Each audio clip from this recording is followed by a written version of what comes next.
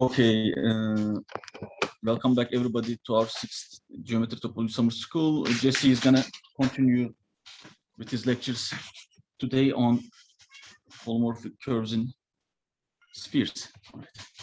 Go ahead. Okay, so yeah, welcome back.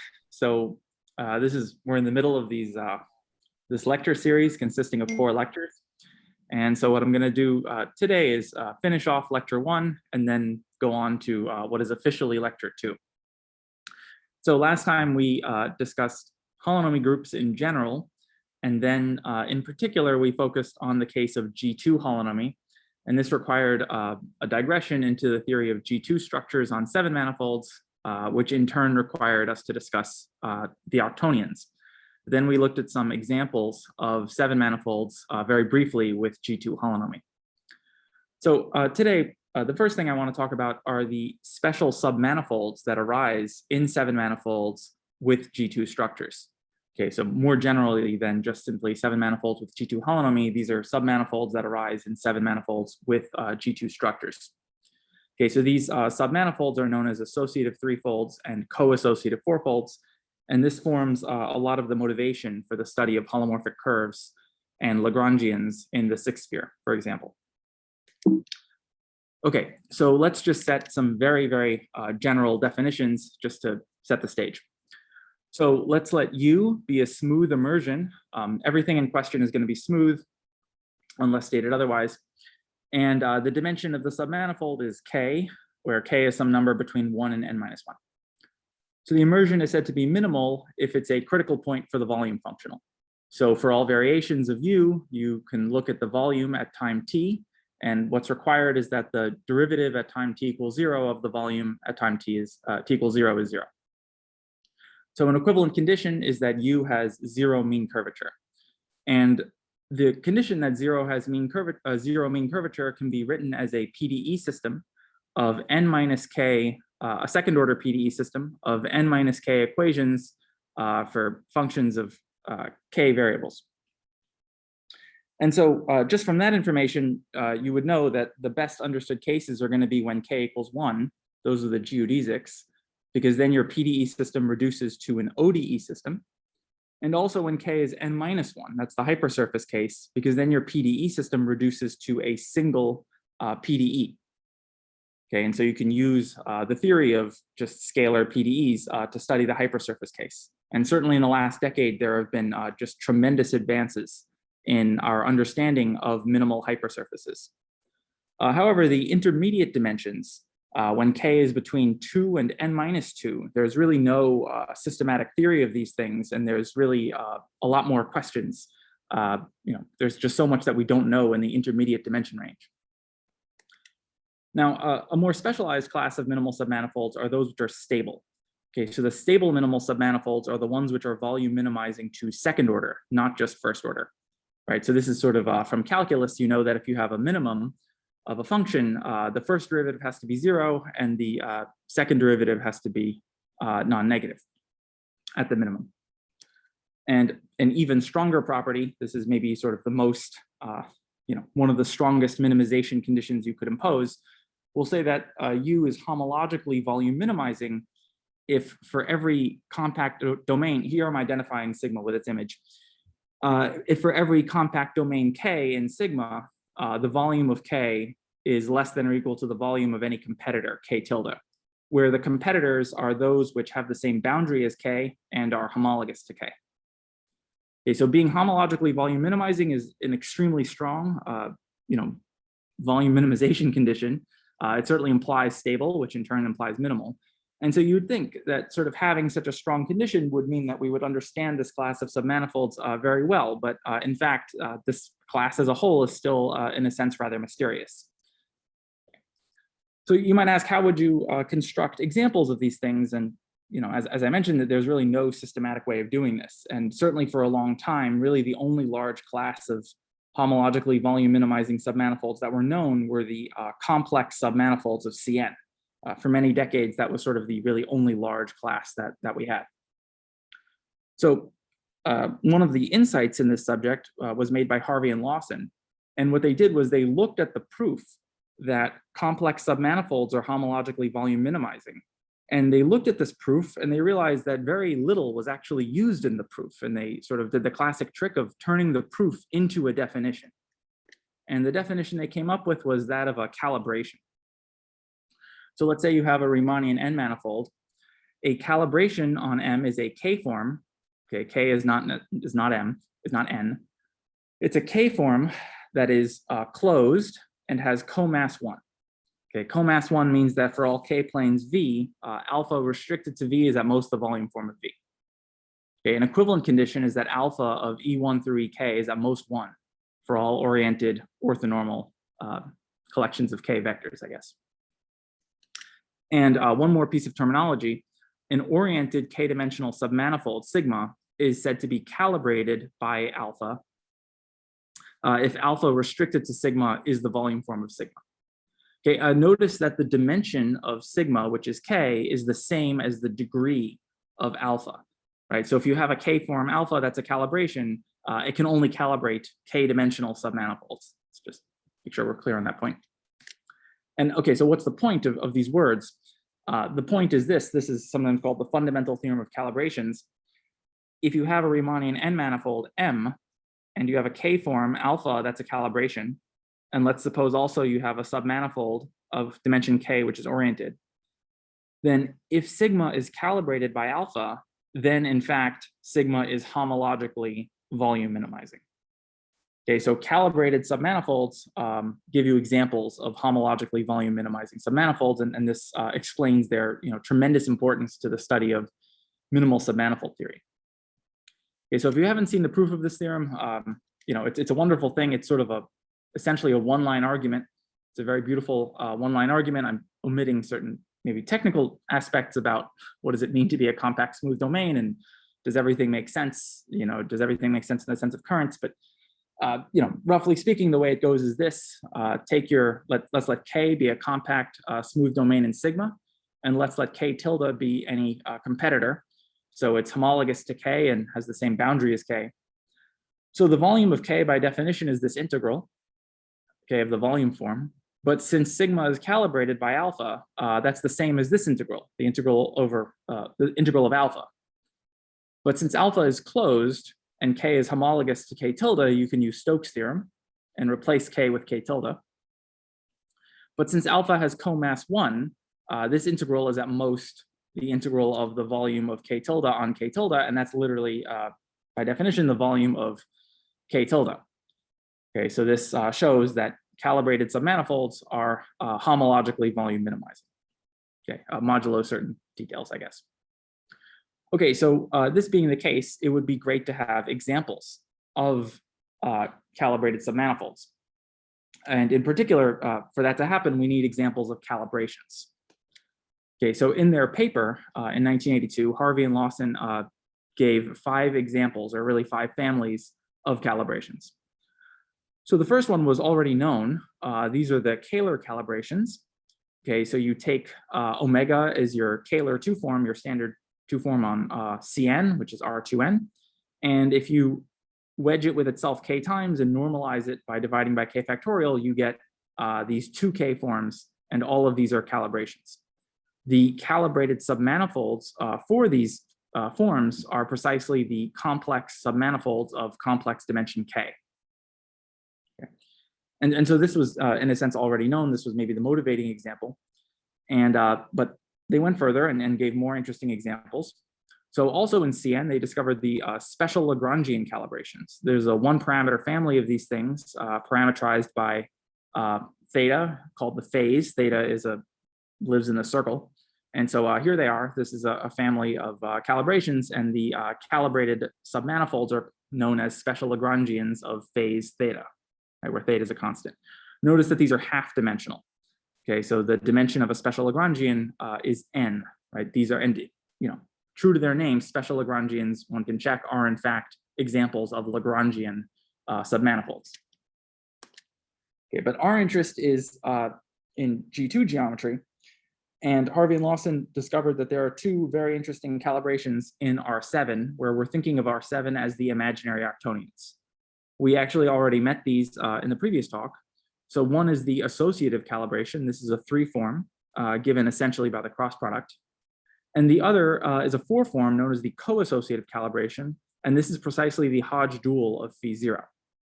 Okay, and so you can just define the coassociative calibration as the Hodge dual of phi 0, but there's also this very nice formula in terms of what's called the associator, kind of like the commutator. We're remembering that, this is not 0 because we're remembering that octonionic multiplication is not associative.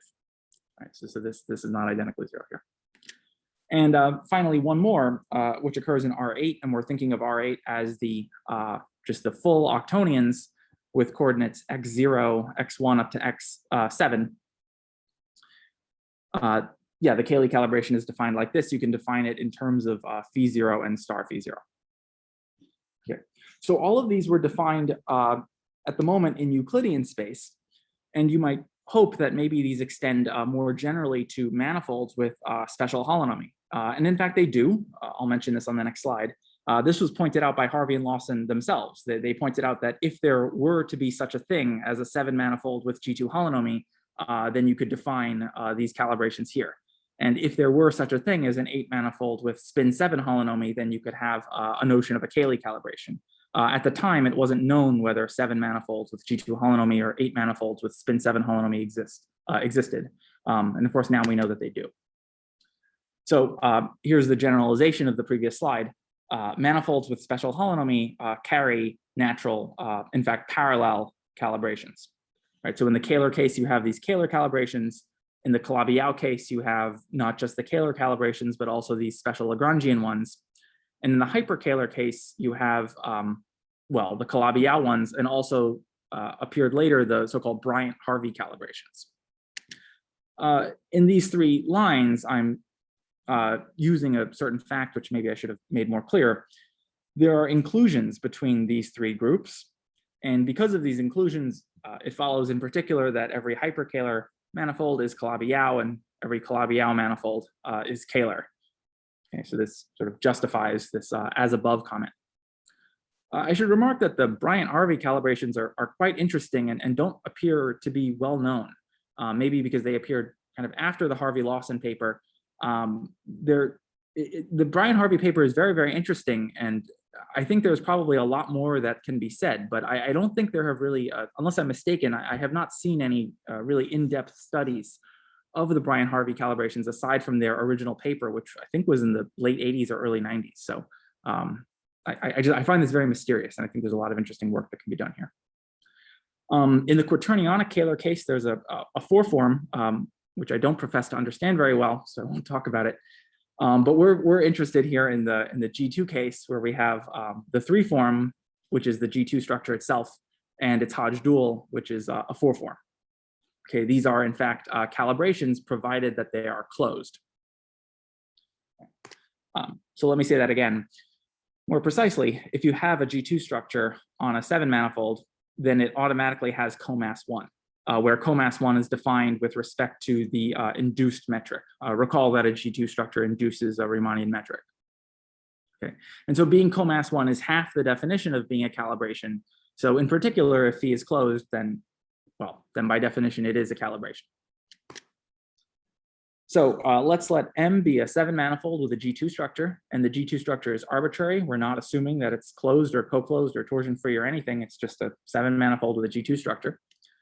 So then there's a distinguished class of 3-dimensional submanifolds known as associative threefolds. And these are sort of the fundamental submanifolds, or one of them anyway, in G2 geometry.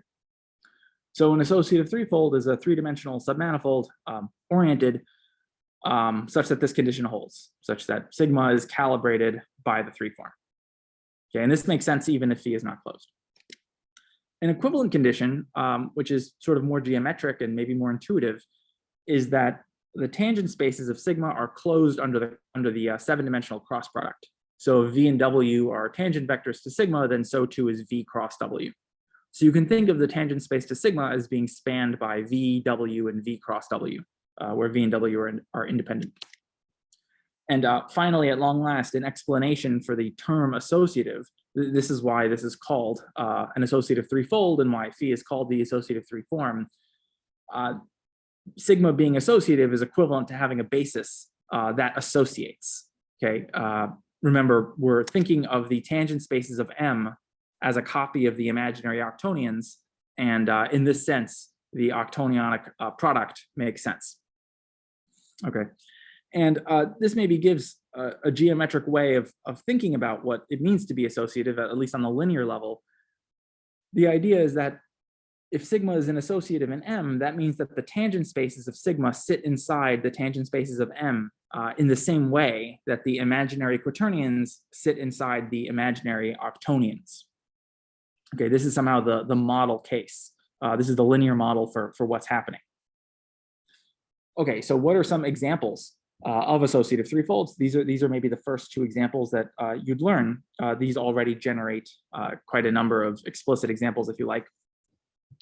So let's regard R7 as R6 cross R. If you have a surface in R6 and you think of R6 as C3, if your surface is a complex curve, then if you take your surface that's a complex curve and you cross it with R, that gives you an associative in R7. Okay, so this already tells you that the class of associatives is quite large and quite rich. And there's certainly many, many complex curves in C3, and they exhibit a wide variety of complicated phenomena and singularities and that sort of thing. So this tells you that the class of associatives is going to be at least that complicated, and the singularities will be at least that complicated as those of complex curves in C3. Another sort of dual example, if you like, is if you have an associative that lies in a hyperplane. Let's say it lies in R6 cross 0, for instance, then in fact it has to be special Lagrangian of phase 0. And the converse is also true. If you have a special Lagrangian lying in a hyperplane of R7 of phase 0, then if you just include that special Lagrangian into R7, you get an associative. So again, this tells you that associatives in R7 are at least as complicated as special Lagrangians in R6. So this is a strictly harder theory, if you like. The third basic example, and this of course is the motivating example for this talk, hence I put it in purple. If you have a complex curve, also known as a holomorphic curve, they're synonyms in the sixth sphere, where the sixth sphere is given its standard non-integrable almost complex structure J, which I'll recall later. If you have such a complex curve and you take the cone over it, so you look at the dilations, you just dilate your curve, then you get an associative in the punctured R7. So these give you models for conical singularities of associative threefolds. Okay, that's sort of the point. Let me just very briefly go into these examples, A, B, and C in somewhat greater depth, because this is, I think, very enlightening. So if you consider the standard G2 action on R7, and you look at the subgroup SU3 in G2, this is a very important subgroup of G2, this action on R7, it fixes a line. So this is sort of responsible for the splitting of R7 into R6 plus R. And if you think of R6 as a copy of C3 with complex coordinates Z1, Z2, Z3, and omega, you call that the Kähler form, then you can write the associative 3 form in this very nice way. There's this very pleasant formula that reflects this splitting. And immediately from this formula, you get facts A and B. Okay, these were the facts on the previous page. In fact, they're not just if-then statements, they are if and only ifs. If you have an associative of the form surface cross R, then in fact your surface must be a complex curve in R6 and vice versa. Similarly, if your associative lies in a hyperplane, then in fact it must be special Lagrangian of phase 0 with respect to the sort of induced, SU3 structure on R6. I was trying to avoid that term, but I couldn't figure out how to avoid that term. Okay, so this is, so facts A and B follow immediately from this very nice formula. There's a similar type of expression that reveals what's going on in the fact C case.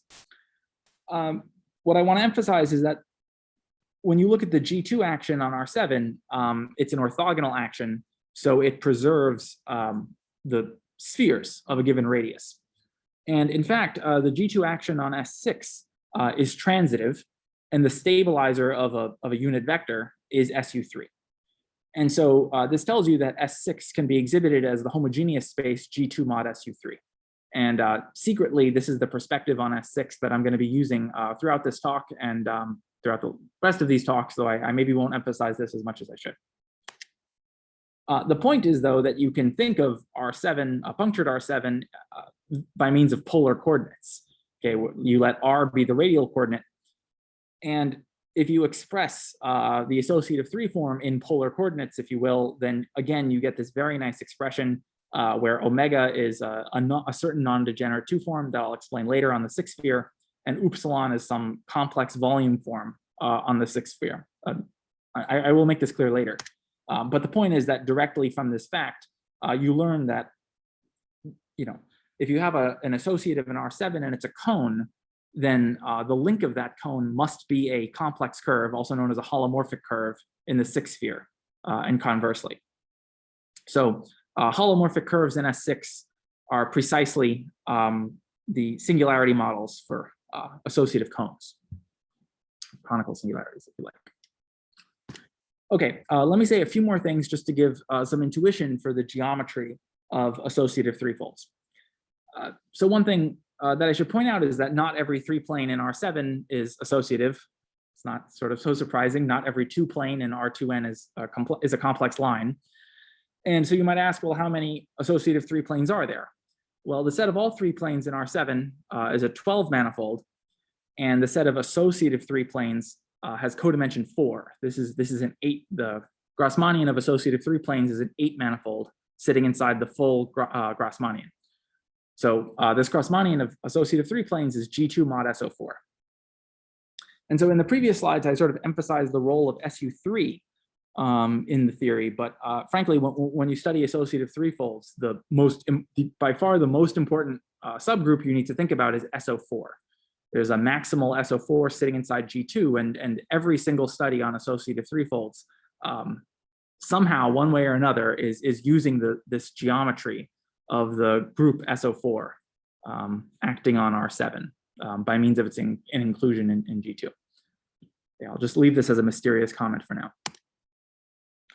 So also, we discussed these 3 very fundamental examples of associatives, and you might wonder whether there are any that are not of that form. And in fact, there certainly locally, there are many that are not of one of those 3 special types that follows from the following local existence theorem that was in Harvey and Lawson's paper.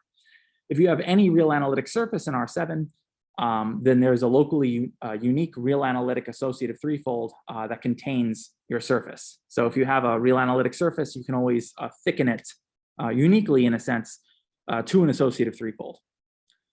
And this is proved by means of Cartan-Kähler theory. It's a very nice exercise in Cartan-Kähler theory, in fact. And one of the upshots is that associative threefolds depend, in the sense of exterior differential systems, on 4 functions of 2 variables. And this is greater than the generality of the 3 previous examples. And that tells you that a generic associative threefold will not be one of the 3 types mentioned previously. So this is genuinely a kind of a non-trivial theory. There's also a very nice equation. This is just for the sake of completeness. If you're wondering what does the graph of a function look like, let me say that again. If you have an associative in R7 and it's given as the graph of a function, you might ask what PDE must that function satisfy, and kind of here it is. The left side, I should point out, is kind of like a twisted Dirac operator. Sometimes it's known as the Fletter operator. And well, this will make an appearance later. Finally, the last thing I'll mention in the associative story is there's been a lot of work done on the theory of the deformations of associative threefolds. Do you have non-trivial deformations or not? And it sort of depends on the context that you're in. The original theorem to this effect is due to MacLean in his PhD thesis. So let's say you have an associative threefold, okay, in a 7-manifold with a G2 structure, and MacLean assumes 2 things. MacLean assumes that the associative is compact without boundary, and he also assumes that the G2 structure is closed. Under those 2 conditions, well, I suppose in general, there's this isomorphism of vector bundles, but the point is that MacLean shows that a normal vector field under this isomorphism, okay, a normal vector field is an infinitesimal associative deformation of your associative sigma if and only if it's in the kernel of a certain twisted Dirac operator, sometimes known as the Fletter-Dirac operator. And this operator, it's an elliptic first order operator, and it has index 0. So the point is that in this case, where sigma is compact without boundary and phi is closed, the moduli space of associative deformations of sigma has virtual dimension 0. So if you take a generic closed G2 structure, then again, generically, the co-kernel of this Dirac operator will be 0. So because the index is 0, the kernel will be 0. So the moduli space of deformations will be generically some smooth 0-dimensional manifold. So generically, if you have a closed G2 structure, unobstructed associatives that are compact without boundary, the unobstructed ones must be rigid. So it's interesting to ask what happens if, in the non-compact case, or what happens if phi is not assumed to be closed. There are many papers addressing exactly this. What happens, in other cases? What if you remove the assumption that phi is closed? Can you still say something? What happens if sigma is non-compact? I'll explain this highlighted Lotte's result in the next talk. This is a motivating theorem for this work. What happens in the case where sigma has boundary? There's a lot you can say about this. These are just some examples. All I mean to say is that MacLean's theorem is not the end of the story. It's just sort of one part of the theory of the deformation theory. Okay, the co-associative case is somehow very similar, but also at the same time rather different when it comes to the deformation theory. So initially, the definitions look quite similar. If you have a G2 structure, then phi, which is a definite 3 form, then its Hodge dual is a 4 form, and that 4 form has comass 1. So if your G2 structure is co-closed, then star phi is a calibration. So you can talk about what it means to be calibrated by this 4 form star phi. And so you give those submanifolds a name, you call them co-associative fourfolds. So an oriented 4-dimensional submanifold is said to be a co-associative fourfold if it's calibrated by star phi. An equivalent definition is that if x and y are tangent to n, then their cross product is normal to n, right? And this reflects kind of this multiplication table that I showed in the last lecture about how if you take E4 cross E5, for example, you get like something like E1. Okay. And an equivalent condition of being co-associative is that the 3 form phi vanishes on the tangent spaces to n. This is a very striking characterization of being co-associative, and it's responsible for the deformation theory of co-associatives being extremely nice, much better than the deformation theory of associative threefolds. We'll come back to this alternate characterization of co-associatives later. But the point is that, of course, this associative should be co-associative. Being co-associative means that the tangent spaces of n sit inside the tangent spaces of m in much the same way that the quaternions, the full quaternions, sit inside the imaginary octonions. Okay. And just like in the associative case, there are certain model examples, okay, that you get from products with R, or that you get from examples that lie in a hypersurface. And once again, the example I'd like to emphasize is that of cones. It turns out that if you have a co-associative cone in R7, then the link of such a cone must be a Lagrangian in the 6th sphere. And conversely, if you have a Lagrangian in the 6th sphere, then its cone must be co-associative in punctured R7. Okay, and the proofs of these things are very similar to the proofs we saw in the associative case, so I won't go through that. I should point out, though, that there's this nice duality between co-associatives and associatives, which sometimes maybe it's a little misleading. It makes people think that maybe co-associatives are really similar to associatives when, in fact, the theory is quite different. But I'll just say that E is co-associative if and only if its orthogonal complement is associative. And so consequently, the Grassmannian of co-associative 4 planes is the same as the Grassmannian of associative 3 planes. It's also G2 mod SO4. And so once again, this subgroup SO4 inside G2 is really crucial to understanding the geometry of coassociative fourfolds. And again, there's a very nice local existence result, which says that you can thicken a real analytic threefold in R7 to a coassociative fourfold, but now there's a proviso. The real analytic threefold must have the property that phi vanishes on it. Okay, so this is so it's not that any real analytic threefold can be thickened, but only the ones for which phi 0 vanish on it. This is clearly a necessary condition because of this characterization of coassociatives given here. Okay, so this says in particular that locally coassociative fourfolds depend on two arbitrary functions of three variables, which illustrates, among other things, that locally there are plenty of coassociatives which are not of these three basic examples, not of these three model types. Okay, but the thing which really must be emphasized is that the deformation theory of coassociative fourfolds is completely different from that of associative threefolds. The deformation theory is just much better behaved. This is also due to McLean in his PhD thesis. He showed that if you have a compact coassociative fourfold without boundary, and again, phi is assumed closed, then there's this isomorphism between the normal bundle of sigma. This should be the normal bundle of n. Sorry, I've switched from n to sigma somehow. I guess the normal bundle of n looks weird. Okay, well, there's an isomorphism between the normal bundle of n and lambda 2 plus of Tn. And so this tells you, among other things, that the normal bundle to your coassociative is intrinsic.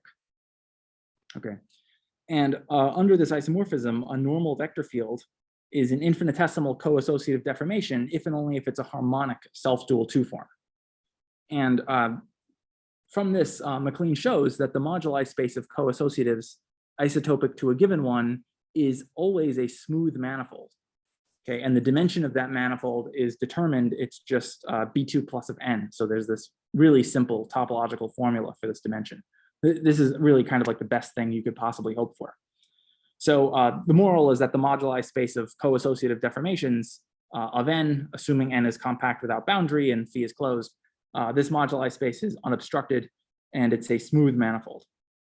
And what's responsible for this at the end of the day is the fact that there's this characterization of being coassociative as the vanishing of a certain scalar valued form. Okay. And again, there are sort of analogs and extensions of this theorem in various settings. Here are some people, possibly not everyone, who has worked on that sort of thing. Finally, just to wrap up this lecture one, I should mention that there are very influential analogies between, on the one hand, 7 manifolds with torsion-free G2 structures and Calabi-Yau threefolds on the other. And under this analogy, if you sort of believe in this analogy, then the associative threefolds are somehow kind of like holomorphic curves in the Calabi-Yau, and coassociative fourfolds are kind of like special Lagrangians. Okay. In many respects, these analogies, should not be taken too literally. On the other hand, they are a surprisingly good guide for what sort of theorems you might expect, and for, they've certainly provided a lot of motivation for work in the area. I'll just state sort of one very vaguely stated motivating question in this direction. In symplectic geometry, you can get invariants of symplectic manifolds by studying moduli spaces of holomorphic curves, right? These are the so-called Gromov-Witten invariants. And so one might hope that maybe moduli spaces of associative threefolds could also be used somehow to obtain invariants of G2 manifolds. Okay, this is a vaguely stated, widely open question. There's been work done on this by a bunch of people, but there's definitely, this is very difficult, and there's a lot that we would like to do in this direction. Okay, so this concludes the first lecture. I'm going to switch to, let me see if I can do this properly, switch to the second one. Okay, can you all see this is not correct? Okay, great. Yeah, Are we you good? can slow down. You can slow down a little bit. It's going pretty fast. So. Oh, okay, sorry. We cannot. There are very nice information going on, but we have hard time to follow. Thank you. Okay. Okay, thanks. You have plenty of time. You have plenty of time. No problem. Okay, thanks. Welcome. Alrighty, so in this talk, which is significantly shorter, we're going to talk about Nearly-Kähler geometry and holomorphic curves, and we'll also mention some stuff about Lagrangians. We're going to need some preliminaries, so we're going to need, sorry, there's a lot of terminology I recognize. We're going to need to talk about what is a U of N structure and Gray-Hervella classes. We'll talk about Nearly-Kähler 2N manifolds in general, and then later we'll specialize to the case of Nearly-Kähler 6 manifolds. It will turn out that Nearly-Kähler 6 manifolds, under a certain condition, have a complex volume form, and complex volume forms can be phrased in the language of SUN structures. I will review this at the end of the preliminary section because there's many different geometric structures that will be featured here. But this is all a warm-up. This is all sort of preliminary to what I really want to talk about, which is the case of strict Nearly-Kähler 6 manifolds. Okay, and I'll emphasize the role of the complex volume form, and we'll explain how these 6 manifolds are related to G2-Holonomy cones. And I'll explain also how we have very, very few examples, very few compact examples of strict Nearly-Kähler 6 manifolds. At the present time, we know only 6. Literally 6 examples of compact, simply connected, strict Nearly-Kähler 6 manifolds. And I'll review those briefly. Finally, at the end, I'll mention the special submanifolds. So finally, we will talk, for example, about holomorphic curves in the 6 sphere, for instance. That's an example of a strict Nearly-Kähler 6 manifold. And we'll also talk about Lagrangian threefolds. Okay, so a bunch of words. So an almost-Hermitian manifold is a 2n manifold. This is real dimension 2n, equipped with a UN structure. Okay, what is a UN structure? It's a triple consisting of a Riemannian metric, which I'll usually denote by angle brackets, an almost complex structure J, that's an isometry for the metric, and a non-degenerate 2-form omega, that's essentially determined. It's just given by this formula. Okay, so the existence of a UN structure is purely topological. A 2n manifold admits a UN structure if and only if it admits an almost complex structure. Okay, and this can be rephrased in terms of some characteristic class information. Okay, so this is purely a topological question when a manifold admits a UN structure, and we essentially have a complete answer. So certain special classes of almost-Hermitian manifolds are probably familiar to you. Okay, an almost-Hermitian manifold is called just Hermitian if J is integrable, so it arises from a genuine complex structure on the manifold. We say it's almost Kähler if omega is closed, and just simply Kähler if both of those things are true, if J is integrable and omega is closed. If nabla denotes the Levi-Civita connection of the Riemannian metric, then there are equivalent characterizations of being Kähler. Okay, so Kähler, which is these two conditions, is equivalent to omega being parallel, which is in turn equivalent to J being parallel, where again, parallel is with respect to the Levi-Civita connection. So let's say you have an almost-Hermitian manifold. So you have this UN structure, and you want to know how far is it from being Kähler? Can you precisely measure, in some sense, how far your almost-Hermitian manifold is from being Kähler? So remember that the obstruction to being Kähler can be encoded as the covariant derivative of J, okay, or equivalently the covariant derivative of omega. It doesn't matter. So let's give this a name. Let's call this the intrinsic torsion tensor. Okay, so the intrinsic torsion tensor, it's just a name. That's the covariant derivative of J. And it satisfies these two symmetries. Okay, this is just sort of a formal thing that you can check. So let's consider the bundle of all tensors, okay, which have the same symmetries as the intrinsic torsion tensor. Okay.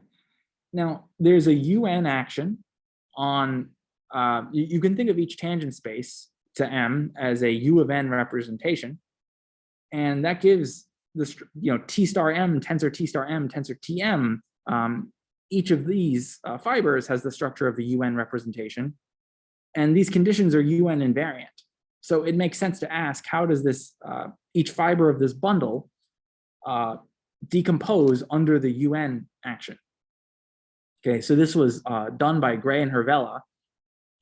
In Riemannian geometry, a good idea is to sort of decompose various spaces of tensors you're interested in into irreducibles. So, for example, in the classical case, one looks at the space of curvature tensors on a Riemannian manifold, and then you have the Ricci decomposition into scalar, traceless Ricci, and Weil tensors, right? And so this is kind of a similar thing, but instead of decomposing sort of this a space of second order tensors like the curvature tensor, here we're decomposing sort of first order information. So what Gray and Hervella show is that if n is at least 3, then this bundle of sort of intrinsic torsion tensors, if you like, splits into 4 pieces, into 4 U of n irreducible subbundles, and here are their dimensions. The point I want to make is that each of these, the torsion tensor lying in one of these subbundles, this is a very geometrically natural thing. So for instance, if the torsion tensor lies in V3 plus V4, that turns out to be equivalent to saying that J is integrable. Okay. Or the intrinsic torsion lying in V2, that's equivalent to saying that omega is closed. And certainly we all agree that these are natural conditions. Maybe the condition that's, that we would be less inclined to think of as natural is this one, which seems to come from maybe outer space, that the covariant derivative of omega is 1/3 d omega. This is maybe not something you would naturally think of, but it is very much a natural geometric condition. It's just equivalent to nabla J lying in this particular subbundle. So this is a very natural condition. And we'll give such almost-Hermitian manifolds a name. We'll say that M is Nearly-Kähler if nabla J lies in that particular subbundle. So this means that the covariant derivative of omega is 1/3 d omega, or equivalently, if nabla J is skew symmetric. Okay, so this is the definition of being Nearly-Kähler in any dimension. Okay, notice that Kähler implies Nearly-Kähler, because Kähler means that nabla xj is 0 for all x, and certainly that implies that nabla J is skew symmetric. Okay, so here's where it gets a little technical. The furthest thing from being Kähler would be for nabla xj to never be 0.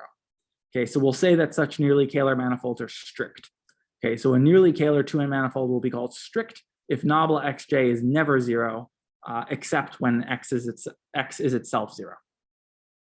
Okay, so clearly being strict implies that your manifold is not Kähler. Okay, but in general, the converse is not true. You could imagine a situation where you have a Nearly-Kähler manifold for which nabla xj is 0 for some x, but nabla xj is non-zero for other x. Right? You can certainly conceive of such a thing, and that would be an example of a non-Kähler manifold that is not strict. However, we don't have to worry about this in dimension 6, which is very nice. So this is due to Gray, who produced a series of papers in the 60s and 70s on Nearly-Kähler geometry. And he showed that in real dimension 6, if you have a Nearly-Kähler 6 manifold that's not Kähler, then in fact it must be strict. Because if you have a Nearly-Kähler manifold that's not Kähler, it turns out that there exists a constant lambda, it's just called the type, such that this very pleasant equation holds. And a consequence of this equation, you can see directly, is that M6 must be strict. Okay, so in dimension 6, this is an if and only if statement. Okay, so as far as we're concerned, the easiest definition in dimension 6 is that a strict Nearly-Kähler 6 manifold is just a Nearly-Kähler 6 manifold which isn't Kähler.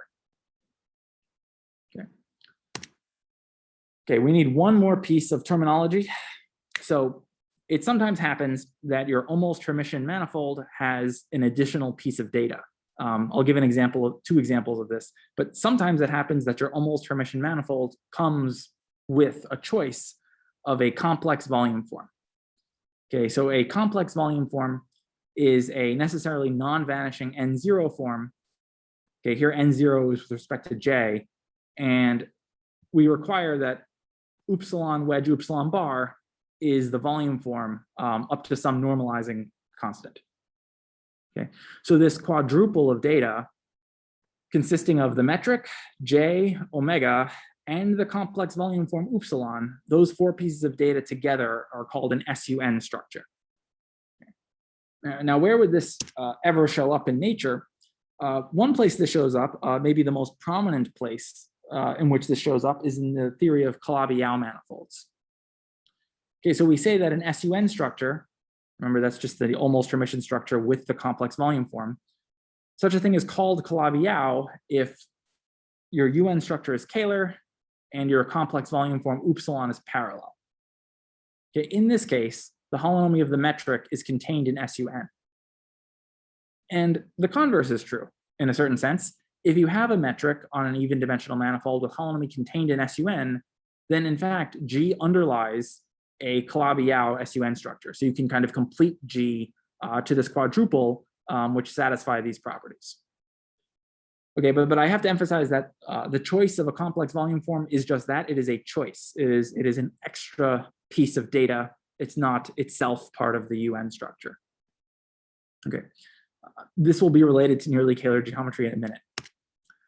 Okay, but let me summarize some of the G structures that we've met, because we've seen many of them. I have been careful not to define the word G structure, and yet we've seen many of these things. So just for reference, an O of N structure is the same thing as a Riemannian metric. An SON structure is the same thing as a Riemannian metric plus an orientation. What we have looked at in this talk so far is a U of N structure. That's the triple consisting of the metric, compatible, almost complex structure, and omega. And we've also seen examples of an example of an SUN structure given by Calabi-Yau manifolds. These are UN structures together with a choice of complex volume form. Okay, in a similar way, you can talk about GLNC structures. This is a fancy way of saying almost complex structure J.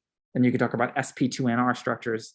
This is a fancy way of saying non-degenerate two-form omega. And of course, in the previous talk, we defined a G2 structure. This is just a definite three-form. Okay, all I want to say is that there's a general theory of these things, which I'm not going to go into, but there's a general theory of G structures on N manifolds, where G is a given subgroup of GLNR. The embedding of G into GLNR is actually important. We really shouldn't be calling these things G structures. We should be really be calling them like rho structures or something like that, where rho is the representation of G on Rn. You can have G structure means different things depending on the representation of G that you choose. But in these examples, we're using the obvious representation, so this technicality doesn't affect us. But what I do want to emphasize is that in each case there's an analog of this notion of Gray-Hervella classes. Okay, so we saw this decomposition of the intrinsic torsion tensors in the UN case, but there's also a version of this in the SUN case, in the G2 case, et cetera. In particular, when you do this in the G2 case, when you sort of decompose the G2 versions of the intrinsic torsion tensors into pieces, that's one way of proving the Fernandez-Gray theorem that I mentioned in the previous lecture. Okay, all of this is very preliminary to what it is that we want to talk about, which is that of strict Nearly-Kähler 6 manifolds. Okay, so what's so special about strictness and dimension 6? What is so special, among other things, is that when you have a Nearly-Kähler 6 manifold of dimension 6 and it is strict, then it has extra structure. It has an S1 family of complex volume forms. So although originally you only had a U3 structure, in fact, you kind of get this very natural family of SU3 structures kind of automatically, and then you can define them this way. Okay. And moreover, if you write the Nearly-Kähler condition out, it turns out that you get these very pretty differential equations. Sometimes this is known as an exterior differential system for omega and the real and imaginary parts of upsilon theta. In most papers, authors typically just pick a particular value of theta. They sort of just decide that theta is 0 or pi over 2 or something. And of course, when theta is 0 or pi over 2, these formulas look even simpler. Okay. And this leads to a confusing point if you look in the literature.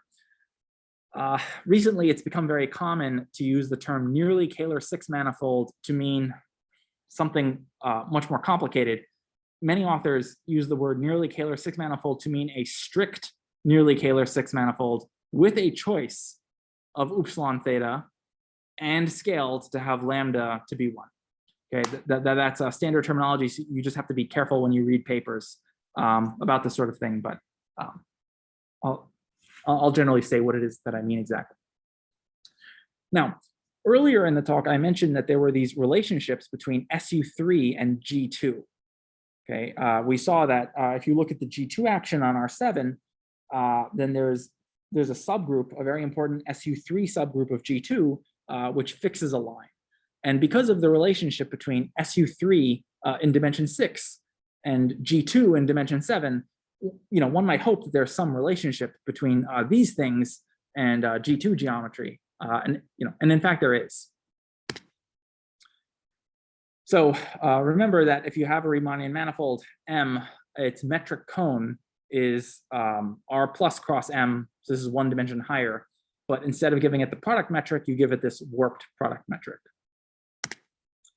And the relationship between strict Nearly-Kähler 6 manifolds and G2-Holonomy is due to Christian Baer, who proved that if you have a strict Nearly-Kähler 6 manifold and you scale it to have lambda equals 1, then the cone over it has a torsion-free G2 structure. And therefore, the cone has holonomy contained in G2. Conversely, every cone with holonomy contained in G2 arises in this way.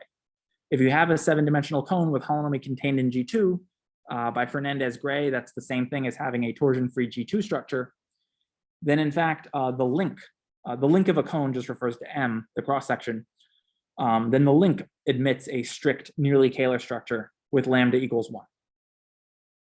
Okay, so what this tells you is that strict Nearly-Kähler 6 manifolds are the links of cones with holonomy contained in G2. So these are precisely the models for conical singularities of singular G2 manifolds. A consequence of this is a theorem that was known much earlier to Gray, who proved that every strict Nearly-Kähler 6 manifold is Einstein, okay, with positive scalar curvature. And the reason for this is that if you have a strict Nearly-Kähler 6 manifold, then by Baer's theorem, the holonomy of the cone is contained in G2, so the cone must be Ricci flat. And so therefore, a strict Nearly-Kähler 6 manifold is the link of a Ricci flat cone. But just in general, the link of a Ricci flat cone must be Einstein of positive scalar curvature. It's just a general kind of fact. Okay, so this fact makes strict Nearly-Kähler 6 manifolds of interest in their own right, independent of G2 geometry, because we don't have a complete understanding of Einstein manifolds. And so this gives a very interesting class of Einstein 6 manifolds. I should point out that it follows, I should have put this on the slides, that in particular, this means that if you have a complete strict Nearly-Kähler 6 manifold, then it must automatically be compact.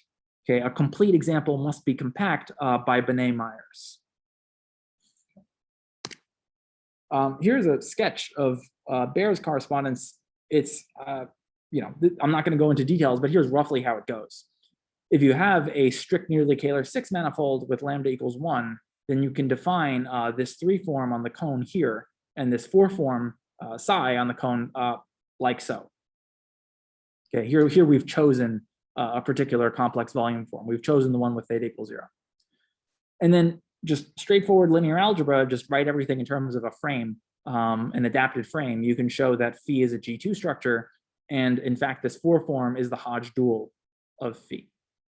And the point is that these wonderful equations here that I called NK, these equations imply that phi on the cone is closed and co-closed, hence torsion-free. In the other direction, if you have a torsion-free G2 structure on the cone, then you can define this 2 form and this complex 3 form on the link. And again, by kind of writing everything in terms of an appropriate frame, you can show that these 2 forms, together with the induced metric and J defined the way that you think you would define J, this quadruple defines an SU3 structure on the link.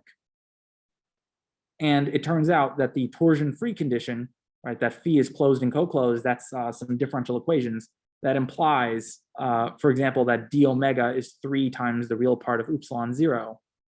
And using that, you can deduce that M, in fact, is strictly Nearly-Kähler with lambda equals 1. So I'm omitting various details, obviously, but this, roughly speaking, is how the proof goes. And more importantly, this shows sort of in a more explicit way what the relationship is between the structure on the 6 manifold and the structure on the cone. Right? These formulas provide the link. Okay, so given their importance for G2 geometry, it would be good to have lots of examples of compact, simply connected, strict Nearly-Kähler 6 manifolds, because these are the models for G2 holonomy cones. Unfortunately, we only know 6 examples of these things. 4 of them are homogeneous and were known since the 1960s. So these were due to Wolf and Gray, and they discovered that these 4 homogeneous 6 manifolds all admit strict Nearly-Kähler structures that are themselves homogeneous. Okay, so here we have the round 6 sphere.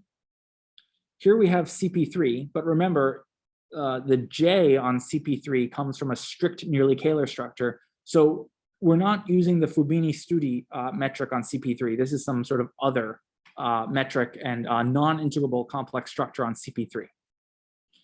Here, again, also S3 cross S3 has a metric which is not the product metric. It's just some other metric. And this is sometimes known as the flag manifold. It has an interpretation as some flags of subspaces, as the set of flags of subspaces in C3. This is SU3 mod T2. Okay, so these are some examples of homogeneous 6 manifolds which admit strictly Nearly-Kähler structures, and they come up in various places. In G2 geometry, they also show up in theory of quaternionic geometries as well, in part because this CP3, we're really thinking of it as the twistor space of S4, if you know what that is, sort of the bundle of the bundle of orthogonal complex structures on S4. And similarly, this manifold here is the twistor space of CP2. And this explains why these 2 6 manifolds show up maybe more often than you think they would if you look in the literature. So you might hope to find other homogeneous examples, but in fact, these are all of them. These are all the homogeneous examples, and that statement really has 2 parts to it. First, these are the only smooth manifolds which can admit a homogeneous strict Nearly-Kähler structure, but more than that, the homogeneous strict Nearly-Kähler structures that we know on these 4 are the only ones. Okay, so this is actually a pretty strong statement. There's really these only 4 homogeneous strict Nearly-Kähler structures. I should point out that I mean, these things really appear kind of everywhere. You'll start seeing them everywhere if you look for them. In fact, we've sort of already met these in some form earlier. Let's look at them again. We have these 4 examples. And let's ask sort of what happens when you take the cone over these things, right? By Bar's correspondence, you know that the cone over these 6 manifolds will give you a 7-dimensional cone with holonomy contained in G2. Now, if you take the cone over S6, you just get the flat R7. But if you take the cone over the other 3, in fact, you do get holonomy G2. And in fact, this one here, the cone over the flag, this was the first explicit example of a 7-manifold with holonomy G2. This was Robert Bryant's explicit example in his 87 paper. Okay, so these 3 cones are the simplest models that we have, simplest models that can exist really for conical singularities of G2 manifolds. And what I want to mention is that these are related very much, for example, to the Bryant-Salamon manifolds. So remember that the first examples of complete G2 holonomy manifolds that were discovered were these 3. They had certain bundle metrics that were cohomogeneity 1, and at infinity, the metrics, the G2 holonomy metrics on these spaces at infinity were asymptotic to certain G2 holonomy cones.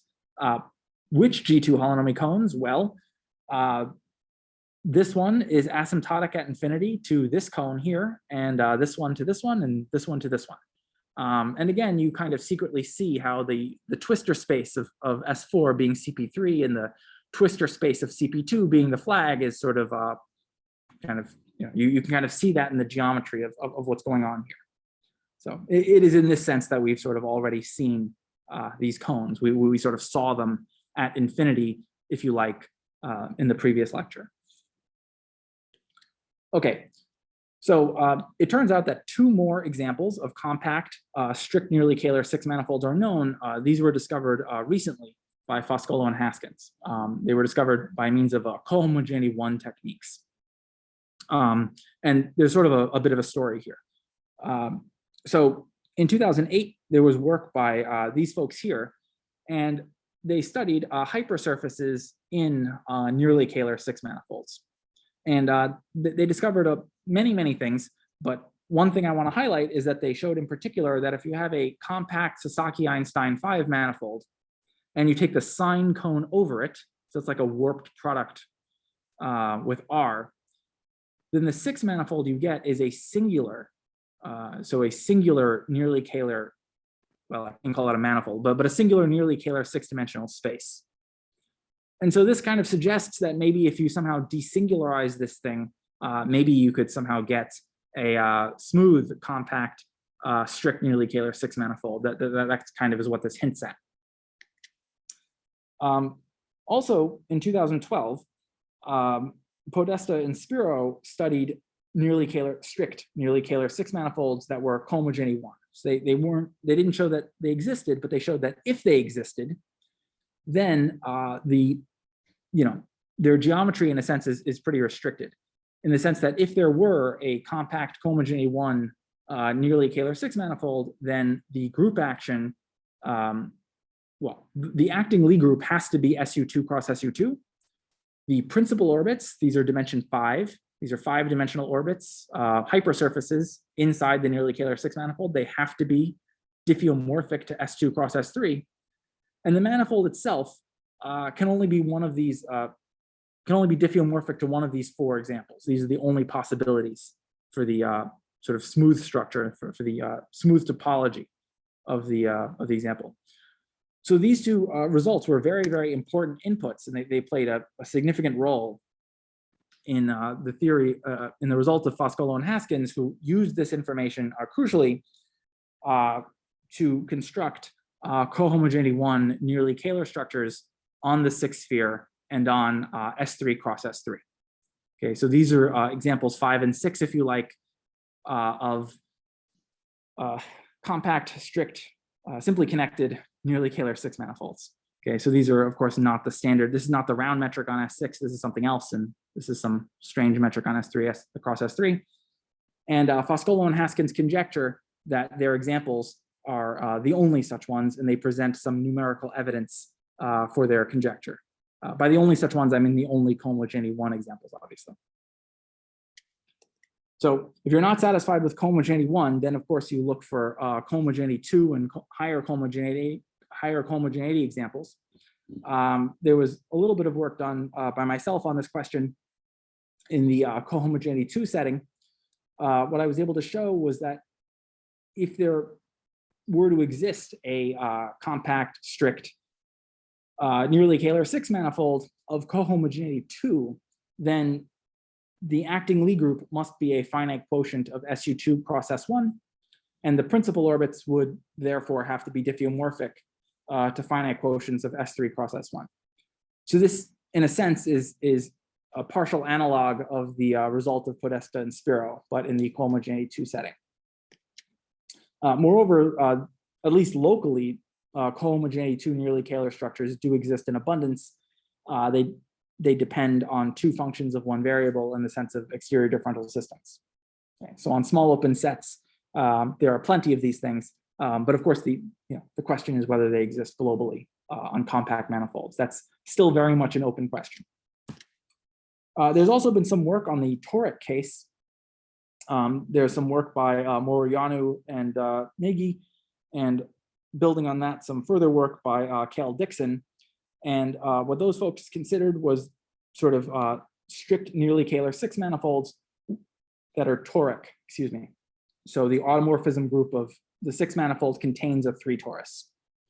Okay, and Moriano and Nagy, I think, reduced the problem to that of a Monge-Ampere equation on the quotient, and Dixon showed that there's this homeomorphism. I think he used moment maps between M mod T3 and the 3 sphere, and this is sort of a significant restriction on the topology.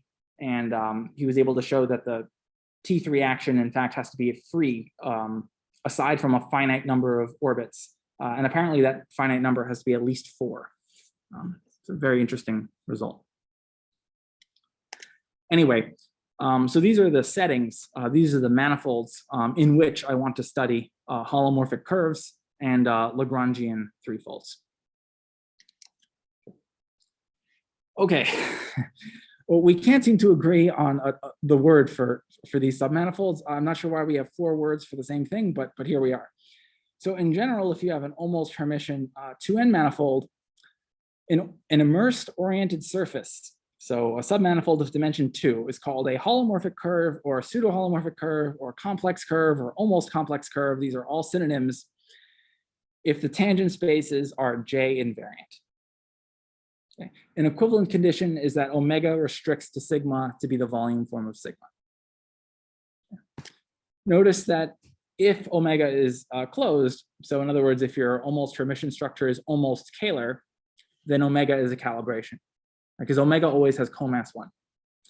Okay, so omega is a calibration, and in this case, holomorphic curves are homologically area minimizing, and therefore they're stable minimal surfaces. So the vast majority of studies on holomorphic curves consider the case in which omega is closed precisely for this reason.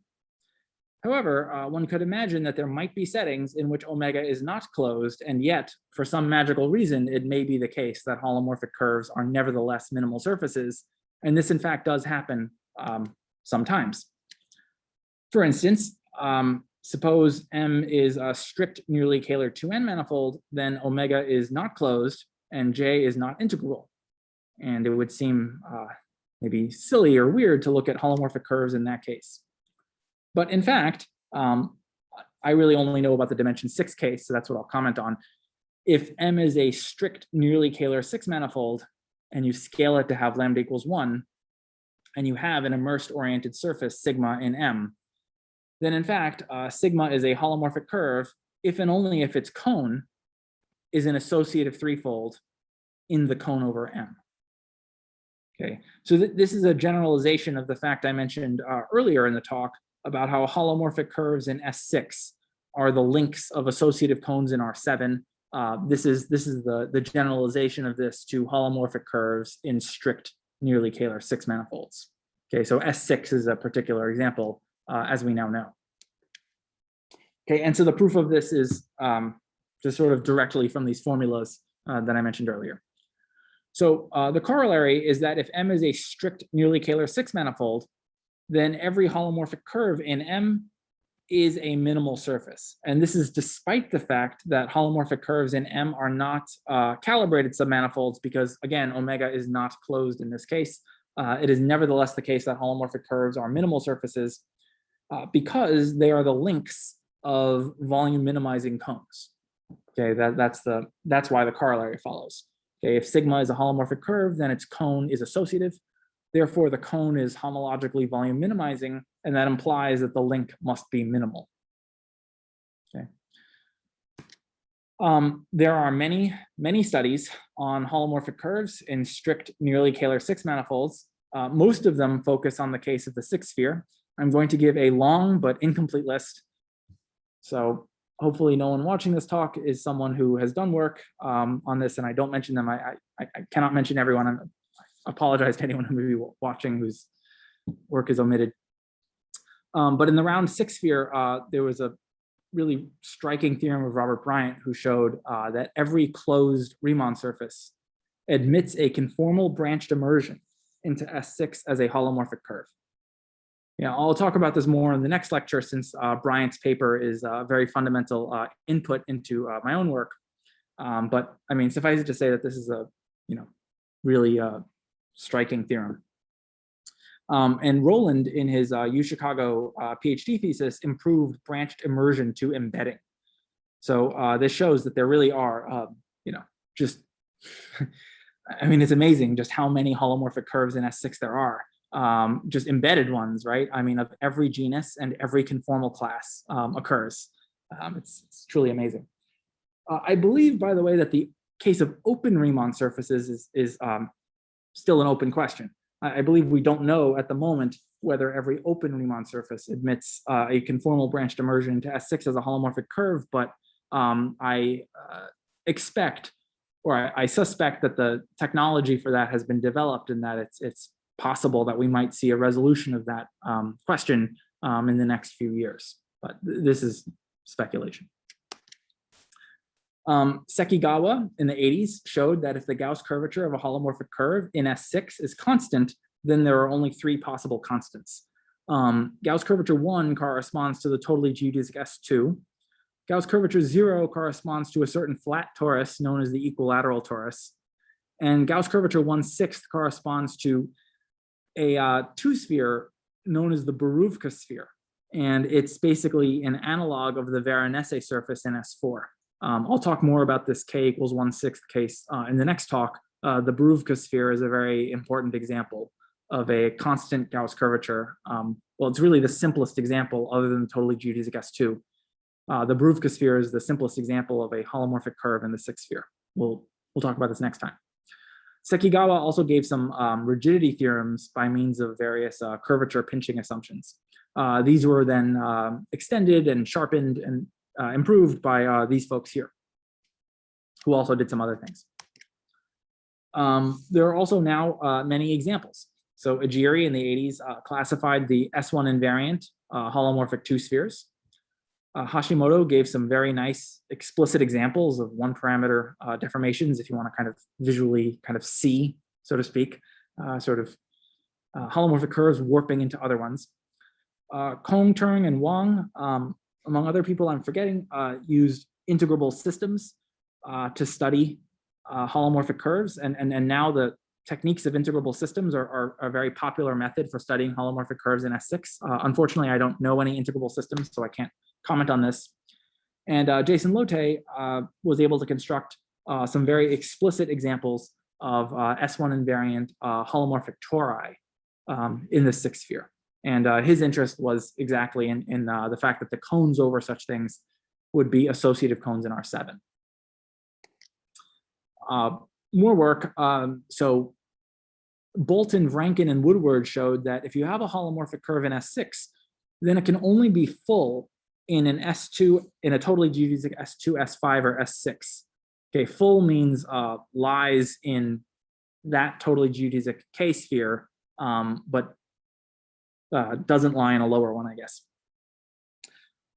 Right, and the technique they used, that they then used in some subsequent papers, was that of harmonic sequences. Okay. And then Martins studied singularities. So, you might, for example, relax the assumption that your holomorphic curve be immersed. You might allow for branch points and ramifications and that sort of thing. And then Fernandez studied in depth the moduli space of genus 0 holomorphic curves in the 6th sphere. Okay, so this is not a complete list, but there's suffice it to say that there are people besides me, many people who care about holomorphic curves in the 6th sphere. And there's also been some very interesting work done as well on holomorphic curves in some of the other compact, strict Nearly-Kähler 6 manifolds, such as CP3 and S3 cross S3. I have not reviewed these papers in depth, but certainly they're very interesting. I don't have anything intelligent to say about these other studies since I've been focused on the 6th sphere. Okay. Finally, I'll mention in conclusion that there's another very natural class of submanifolds one can consider in almost-Hermitian manifolds. These are the Lagrangians. Right, so a Lagrangian is a half-dimensional submanifold for which the Kähler form restricts to be 0. And this makes sense regardless of whether omega is closed or not. This is a very general definition. Of course, typically Lagrangians are studied in symplectic geometry where omega is closed, but we're going to study them in the case of strict Nearly-Kähler 6 manifolds where, of course, omega is not closed. And a very interesting thing happens here. It's sort of really strange, actually. If you have a strict Nearly-Kähler 6-manifold M and you scale it, let's just, for the sake of argument, scale it so that lambda equals 1. And remember, we have this one parameter family of complex volume forms, upsilon theta. Let's just, again, for concreteness, just pick one of them. Let's pick upsilon 0. And recall also, we have these Nearly-Kähler equations, these very beautiful differential equations that omega and upsilon 0 satisfy. So here's the interesting thing. Suppose you have an oriented Lagrangian in M6. Well, by definition, omega restricts to be 0 on L. But that means d omega restricts to be 0 on L. So therefore, the real part of upsilon 0 restricts to 0 on L. But if you know your special Lagrangian geometry, if you're familiar with Harvey and Lawson's paper, for instance, this is equivalent to saying that the imaginary part of upsilon 0 restricted to L is, up to orientation, the volume form of L. So what this tells you, it's very weird. Orientable Lagrangians in a strict Nearly-Kähler 6-manifold are automatically special Lagrangian. In other words, they all have constant phase. Okay, so their phase is 3 pi over 2, assuming you choose upsilon 0. Okay, if you choose a different upsilon theta, then the phase will be something else. So it's sort of an odd thing that L is calibrated, not genuinely calibrated, but it satisfies this equation by these Comas 1 forms, the imaginary part of upsilon 0. So in a sense, they're sort of more sort of structure than you might expect. And what's responsible for this, in a sense, at the end of the day, is this fact, which is sort of dual to the fact about holomorphic curves. If you have a strict Nearly-Kähler 6-manifold, you scale it to have lambda equals 1, and you have, this should just be dimension 3, sorry. If you just have an immersed oriented submanifold of dimension 3, then it's Lagrangian if and only if, another typo, sorry, this should be the cone of L, if and only if the cone of L is a co-associative fourfold. So the Lagrangians in M are precisely the links of co-associative fourfolds. And a consequence of this, again, this is sort of very strange, is that if you have if you're in a Nearly-Kähler 6-manifold, then Lagrangians in M6 are automatically minimal. Right. I mean, this just doesn't happen in the genuinely Kähler case, for example. Certainly Lagrangians in Kähler manifolds are not automatically minimal. It's just sort of a strange thing, owing to the fact that Lagrangians are the links of volume minimizing cones and therefore are minimal. And again, plenty of people other than me care about Lagrangians in strict Nearly-Kähler 6-manifolds. Here is a very incomplete list. And you can see from this list that work is still ongoing. There's been lots of recent papers on the subject. I'm sorry I can't give sort of an overview of everything, but there's many interesting studies on these things. Okay, so I think I'll stop here. All right, thank you very much. Any questions? All right, then let's give a lunch break and meet at 2:30.